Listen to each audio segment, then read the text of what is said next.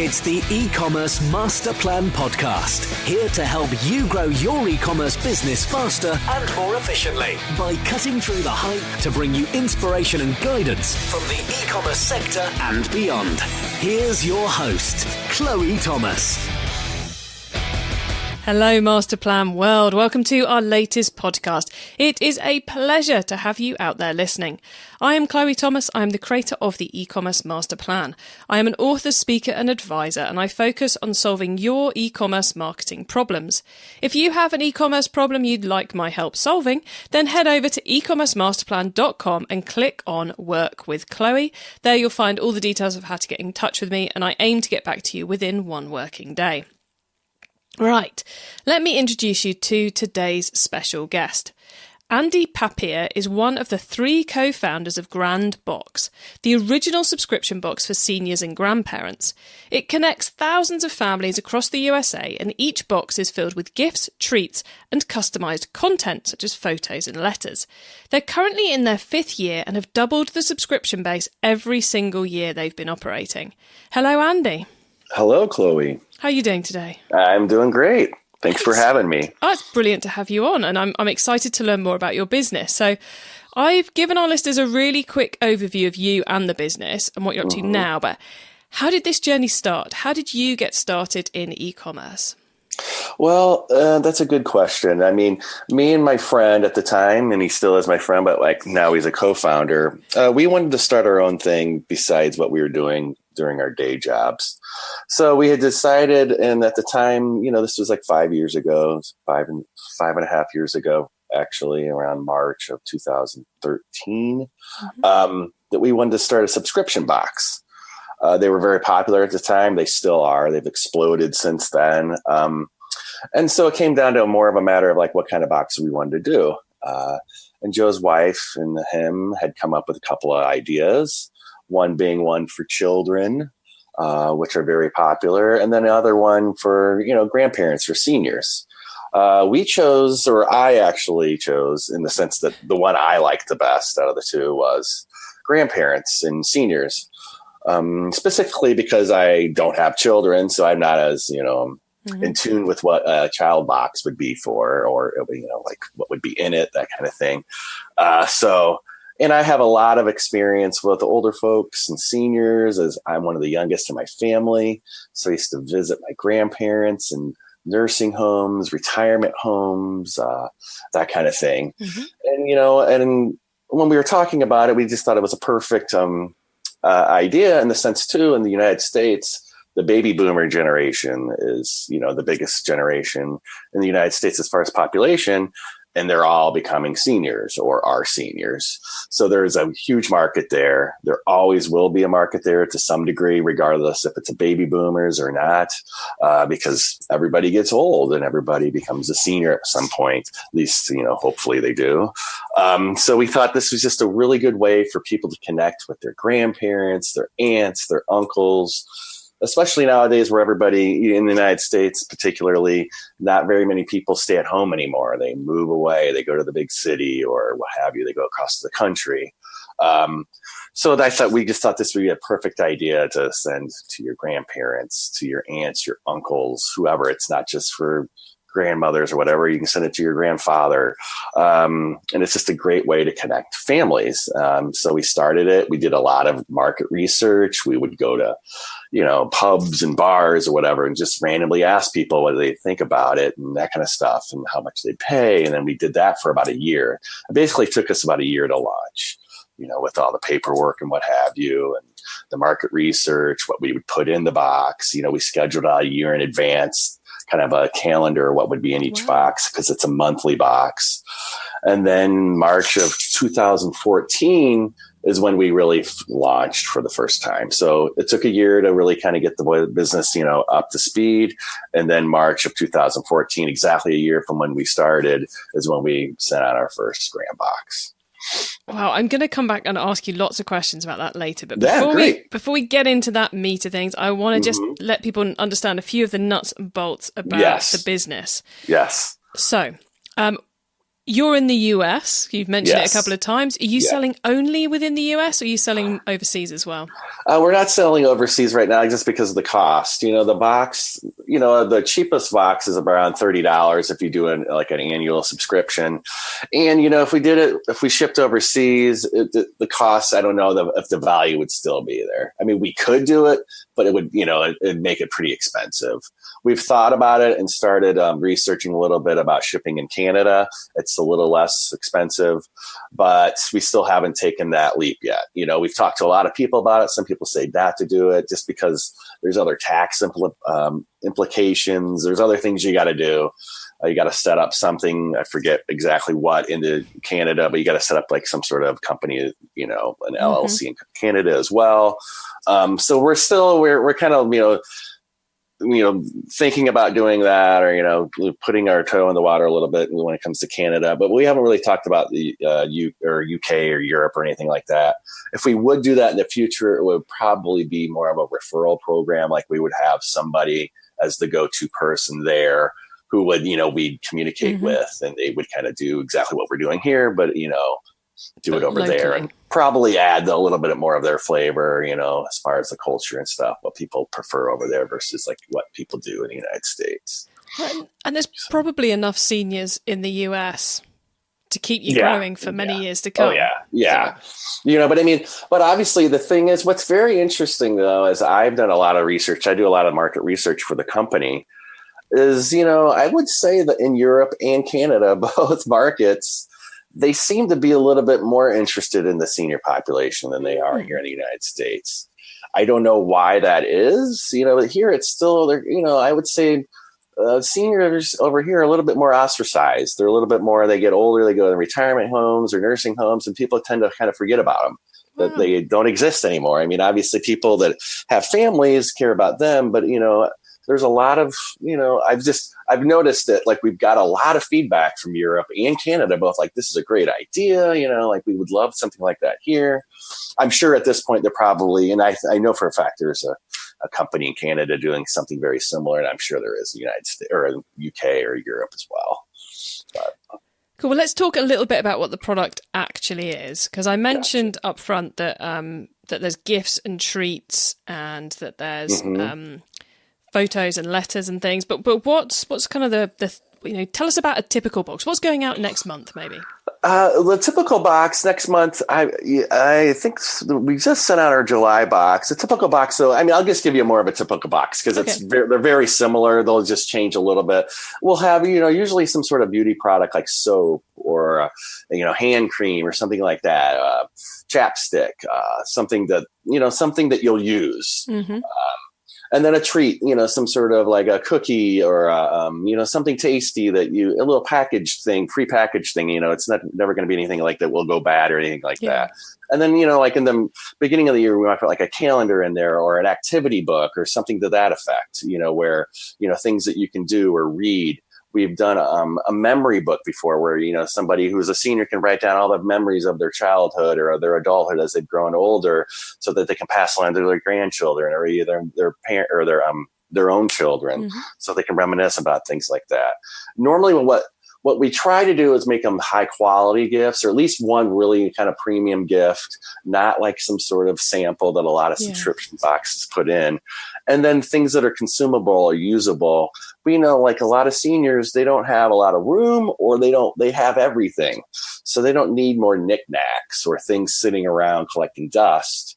So we try to give them something they can either use, eat, something to that effect. And then, but each box, what makes our box a little bit different than most subscription boxes is you can personalize it with up to 5 photos in a personalized note, like Happy Mother's Day or something to that effect. It's not usually a super long letter. It's usually a few sentences, but, so that kind of adds that personal touch. And that's what makes it kind of connecting, families connecting or friends connecting, is it kind of gives them personal touch. Like, this is what we've been up to. Here's some photos, and a lot of older folks, they're not on the computer as much or, mobile savvy with their phones or whatever. So they're not always, seeing what's going on within their family. It's kind of like what people do around Christmas time when they kind of send out letter, like what we've been up to kind of thing. You can do that on a monthly basis with GrandBox.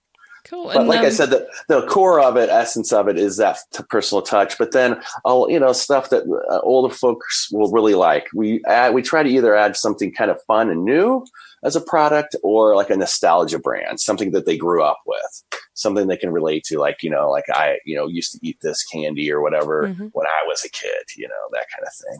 Nice. And you mentioned people can personalize it. Mm-hmm. That to me just sounds like an absolute logistical nightmare. Yeah. So how did you manage that? Well, it is kind of a logistical nightmare. It's been the number one problem as we've scaled. Before we used to literally just print them out on our computer when we were a smaller company. Now we have more of a robust system with professional grade photo printers and what have you. But we are trying to automate the system a little bit. We still do have to ask people to send in photos and then go through them and, put them basically manually put them with each order. But we are currently speaking, kind of figuring out a better way of automating it, where as those orders come in, we can print them immediately and then kind of like, I don't know how you'd say it, like individualize those orders so we know exactly which one they went to without having to kind of go through the emails. Yeah. So, but that it is the most difficult and time consuming aspect of the subscription box that we're making, which I'm sure is why a lot of people don't have those personal touches. But it's also, it's like it's the difficult bit, but it's also the bit which makes you stand out, isn't it? Well, yeah, that's always what most people like about the box. They really like the stuff they get, but it just adds a little bit more, of a sentimental value when you add those photos in that note. We've had a lot of people tell us, like their grandmothers or grandparents or whoever cry when they get the box, Wow, and I'm sure it's not because they're getting, a treat or whatever. Although sometimes it is, because like I said, it's the nostalgia factor of whatever brand it is that they, talk about. Very cool. And what platform are you using to sell it on? Are you Shopify, Cratejoy? We're on Cratejoy, So we like Cratejoy. It's got its pros and cons. I don't want to say anything bad about them because they have been great. They are very responsive when we have an issue or whatever, which we have had very few. But the best thing about it is they have all the payment plans laid out specifically for subscriptions. So we don't have, when we first started, we were using our own platform and it was very difficult, rolling over when people cancel. You don't want people to cancel. That doesn't mean they cancel their plan from 3 months now, their plan for the 3-month order. They're just playing, they're canceling now. So they don't have the recurring cost in the 3 months. So, Cratejoy really provides all that stuff. And they have a marketplace as well, where people can go if they're really into subscription boxes and see all the different offerings. Cool. And what does the team look like these days? Are you guys still doing it part-time, or are you full-time? And I am still I wouldn't say I am full-time. I'm still part-time. Most of the time I'm spending on this, what I do for the company, which is partnerships, marketing, PR, is in the evening on the weekends.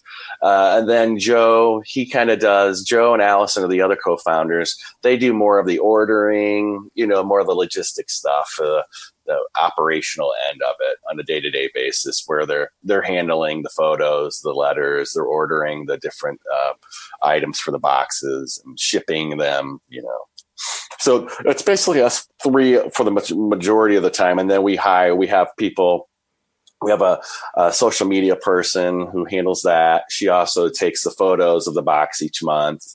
And then we have 4 or 5 people that help with the packaging, on the shipment days. We usually ship in the middle of the month. So usually the weekend or the week before that shipping, that specific day, will take 3 or 4 days to pack the boxes. Yeah, that's one of the biggest differences, I think, between a subscription e-commerce model and the normal, in inverted commas, e-commerce model is, picking and packing is something that only happens once a month. Yeah, and it all happens once a month. Oh yeah, that's and as we've grown, it used to be we could handle it. With the 3 of us, it would take a couple days, but now we can't do it. It just we used to do it from our apartments, and the entire apartment would be full of boxes. But, but it saved us that, that money we'd spend on a space. Yeah. But as we've grown, we couldn't do it anymore. We have our own space now, we have extra help.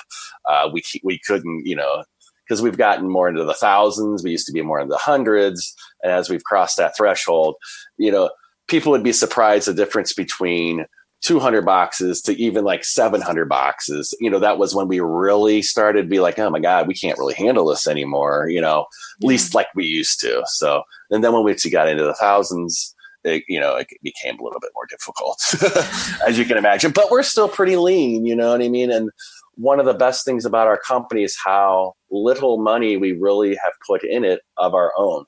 You know what I mean? Some people jump in the deep end. We decided to really kind of take it slow. And as a result, we might not be as big as some of the huge boxes, but we've also had sustained growth, and we've spent very little of our own money. And, we didn't really have expectations that we'd be quitting our jobs, our full-time jobs, the first, 6 months, like some people do. Some people quit their jobs, start it. Well, that's putting a lot out there. And I'm not saying they shouldn't do that. That's just not the way we went about it. And I think the way we went about it was best for us, and it was more comfortable for us.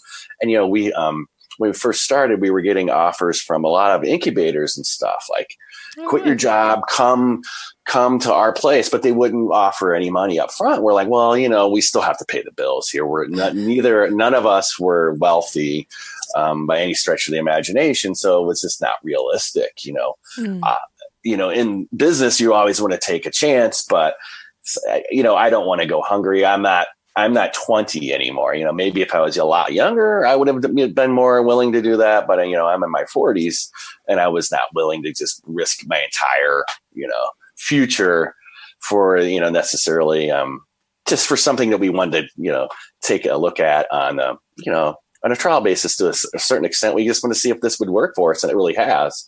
But, we still stuck with our full-time jobs when we first started. So. But at this point, we do have full-time people. Allison's one of the founders. She's full-time. So it's evolving, isn't it? And I think it is. And that's and the subscription box industry itself has evolved. You know what I mean? It's very interesting. I'm in a lot of Facebook groups and other types of groups where they're in there because you get tips from them and what have you. And it's very interesting to see how everybody kind of does it a little differently, but everybody has a level of success or failures based on different ways of doing things. You know what I mean? There's not one way to do it, or, one specific way to be successful or one way to fail or anything like that. So we've all had our stories and we've all had our experiences. So it's interesting to see how people have done it. One thing that really struck me from your intro was that you said when you started, you'd scoped out what the first 12 months of boxes were going to look like. Yeah. That, I know, I've spoken to people who've had an idea from a subscription business, and they might have vague ideas for box 2 and box 3, but they tend to just get completely blinkered and focus on box 1. So I would say you're quite unusual having gone for 12 months. Did that pay off? I think did. I'm not saying we had every single item planned out, but all of our boxes are based around a theme. You know what I mean? Every month, some of them are looser. We have like more of a holiday box around the holidays, so that's real specific. Some of them are more like we have like a drive-in movie theater box, that kind of thing. So we basically had 12 months of themes, and then probably the core item for each. Mm-hmm. So I can't say that we had every specific cost and item, called for or whatever. For each, for each 12 months. But we did have, because we didn't want to have to scramble. Because as we started, it is hard to decide, like, each month, we don't know how long hopefully this goes on forever, but we don't know. And you want to keep the boxes original. And it's hard to come up with different items each month because they have to have a certain price point. They have to fit in the box. Yeah. We have to think about, seasons. You can't put chocolate in the middle of summer because we don't know where these boxes, how far they're going to be going. We do. And, some of them are going to California, some are going to Alaska, Florida, whatever. They're going all over the country. The United States is large. So we have no idea how it's going to maintain. So we have to think like that. What's great? The first few I think the first year we would put more fragile items in the box and then figure out, like not a lot of them broke, but we had enough of them break that we're like, okay, we can't do that kind of stuff. So we did, figure out 12 months, but a lot of that was trial and error too. Some things that we sent didn't work. We're like, oh my God, we can't send chocolate in the middle of July. We can't send, some sort of candle holder that's made out of, glass. It breaks, whatever. So some of it worked, some of it didn't, and then after a while you start to get feedback from people, those who cancel or those who are still with you, about the items they like the most. So you kind of start, writing those items down and sometimes repeating them, if they can be like in a different way where they aren't exactly the same, but then you kind of get the items that people enjoy the most, And I suppose you also learn as the years go on, which boxes lead to the biggest uplift in new subscribers. Yeah. Well, for us, it's always holidays, it really is like, I would say 25 to 50% of our growth every year comes from about Thanksgiving in the United States, which is in November through the first of the year, like that. I think that's how most retail companies are. Mm-hmm. I would consider us, e-commerce retail very similar. July right now is one of the slower times. We always we kind of brace for that or understand that, but it's definitely a seasonal business because our items, unlike most subscription boxes, which people are purchasing for themselves normally, ours are gift boxes. You don't even see what, as a purchaser, you'll have a vague idea, or we try to tell you exactly what's in the box, but we don't always give away everything because we do have competitors and we don't want them to just be able to mimic our boxes, which people have done. But my point being, like, so people are sending these as gifts, so they have blind faith to a certain extent, and so as a result, they don't even know what's in the box. So it's a little bit different than like when you're purchasing for yourself, you see it immediately. You'll get it, you'll order it, you'll get it, you'll look into it, you'll know exactly what it is and what you like or whatever. So they have to take the feedback from the person who's getting it. Which very rarely does anybody ever complain, Which is not a bad thing. But it's always a challenge, What's that? I said that's not a bad thing to be able to say, that you don't get complaints. Well, we don't, you know what I mean? Because I think what it is with seniors too, I think they're just excited to get something in the mail. You know what I mean? Like they're not like the younger folks like us or what have you who are ordering Amazon stuff, all the time or whatever. We're so inundated with, ordering things and getting things in the mail. I don't think older people do that as much as we do. So for them getting a package in the mail that they didn't expect, you know what I mean? Because they don't get any sort of alert. Obviously, I'm assuming that most people do tell, their loved one, hey, I'm sending you something, look for it in the mail. But, it comes as a surprise. So it's almost like a Christmas present, like every time they get it, they don't really know what's going to be in it, So that's why, people will film it and people really break down, they're very emotional and have a very visceral response when they get these items or get the GrandBox, So it's very gratifying in that regard. Definitely. Now you've got these products that the customers are loving, both the people receiving it and the people who are paying for it. Mm-hmm. I know we've got a lot of people listening who would love to double their business every year. So do you have a couple of tips to, the key things to focus on if you want that kind of a growth curve? Well, I mean, it's a big challenge. It really is. I would say, first of all, like overall, advice I would give is I really wouldn't throw too much money hand over fist right off the bat. You kind of want to experiment a little bit, like what's going to work and what's not going to work. And you don't want to do that just by blowing money. I think some people immediately start to spend a lot of money on marketing and that kind of stuff. If you have a huge budget and, and it's no big deal, go for it. We did not. We had a zero budget. So we really had to do this stuff virally. So we had to just spread the word ourselves. So for me, what we started to kind of learn or whatever is, review boxes are always great. Sometimes I think people have a tendency to send too many out, though. They'll send like 500 review boxes. So they'll have all those 500 review boxes at one time. So you want to spread that out. Mm-hmm. You don't want to just have all your reviews at the beginning of the business and then kind of, that buzz goes away.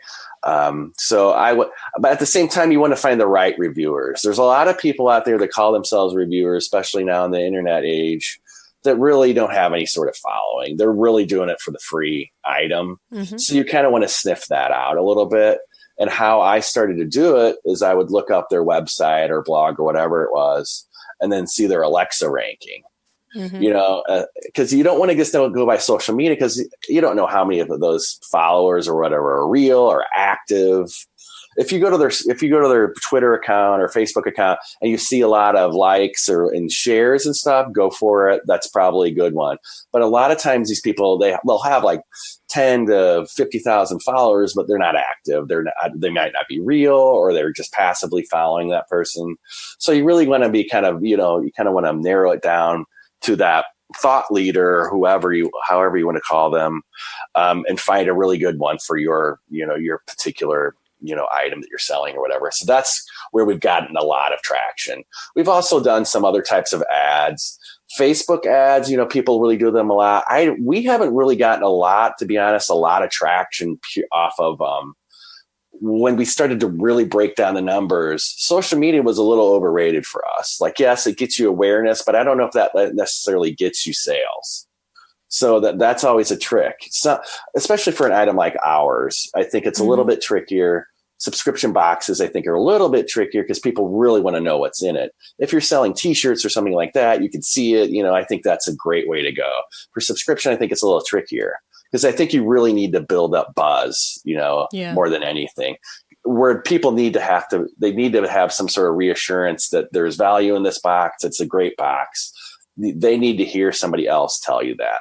So a reviewer who's an honest one, who's got a good following, that's the best way to go, I think. And obviously the trick for us too is you really, if you get a PR, we got a story once about us, an entrepreneur. We still, that was like 3 years ago. We still get, you can still see traffic coming in from that. So if you can ever get into a major publication, you'll see big growth. You know what I mean? Sometimes it's fleeting. It'll only be that for that couple months, but you'll always have some sort of traction to that from that. It always is there because people can just search it on the internet.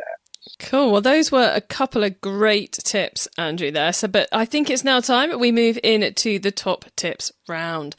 And I love this section because it gives me and our listeners some really quick ideas for taking their businesses to the next level.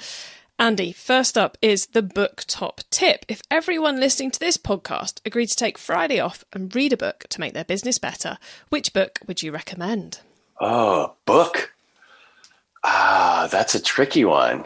Because I haven't read a lot of, for us, for the subscription, there's not a lot of publications, and subscription boxes is such a niche type of company these days that there's actually a subscription podcast similar to yours. I'll take a podcast instead of a book. I think it's called Subscription School. Mm-hmm. I think it's related to Create Joy. It might not be, so I don't want to say that.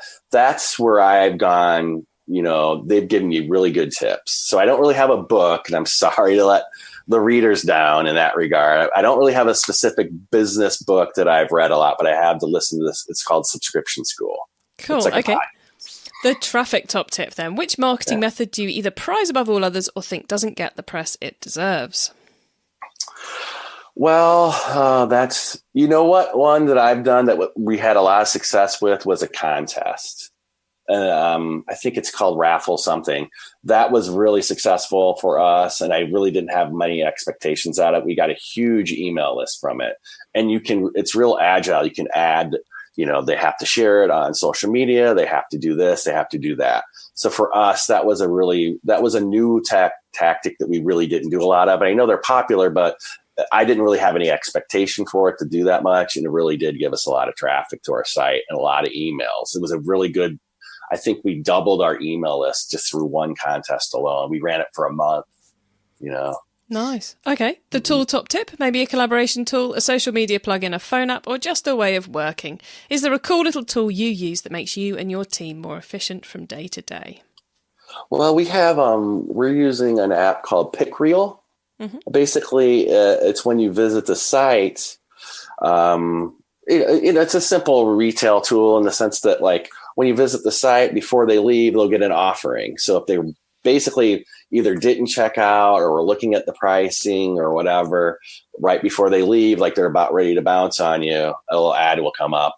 Like, you can do it where there's a countdown. You get this offer in the next 15 minutes or it goes away, that kind of thing. So that's been a nice little handy little tool that you can add to your website. Okay, cool. And then the growth top tip. If you met someone today who's focused on growing their e-commerce business from 100 orders per month to 1,000, what would be your number one tip for them? I would say don't spend so much money on ads. Get, if you can, like I use Cision or something to that effect. It's fairly expensive. You don't have to do it on a monthly basis. Get some sort of huge, as big of PR type of list as you can and work that list. Email those people. You don't have to do the whole list, at one go around. Email those people, 5 to 10 people a day. Primarily that's what I'm doing on a daily basis anymore, is reaching out to people. That is where you get your biggest growth. You get 1 or 2 really big articles. That's where you get your explosive growth. If you were, you got a segment in Wall Street Journal, even if it was a little blurb, I guarantee you'd go from 100 to 1,000 plus in 1 month, so. Very nice. So I wouldn't worry so much about ads, like Facebook ads and stuff. That'll get you slow growth, or, might get you some stability and some growth here and there. But if you want big growth, where you explode, that's the way you got to get that big write up. So work those PR connections, work those writers, that kind of stuff. Excellent. Well, Masterplan World, you can find the top tips and links to everything else we've been chatting about in today's episode by heading over to ecommercemasterplan.com/podcast, where you will see a link to this show. Andy, before we say goodbye, could you let the listeners know where they can find you and your business on the web and social media, please? Well, the company's called GrandBox, so you can literally just search GrandBox. But the website is My GrandBox. So MY GrandBox, GrandBox.com. You can go there. You can see everything we're up to, when the next order is going out, that kind of thing. So mygrandbox.com. Great. I'll add links to that and everything else we talked about today in the show notes. Masterplan World, you can find those at ecommercemasterplan.com/podcast, or just go to the website, click on the podcast tab, or use the search box. Andy, thanks so much for being on the e-commerce masterplan podcast today. You've been brilliant, and it's been really interesting to dive into your world of subscriptions. So thank you. Thank you, Chloe, for having me. So guys, a nice little masterclass into the world of running one of those subscription boxes, and really fascinating to hear how they're kind of still running it as a side project and have had all that growth over the last 5 years. Just goes to show what you can do if you put your mind to it to create a great idea and go for the organic growth. But what do you think? Join in the discussion in our Facebook group at ecommercemasterplan.com/Facebook, and don't forget to answer the questions. Have a great week. Keep optimizing. Thank you for listening to the E-commerce Master Plan podcast. Find out more at ecommercemasterplan.com.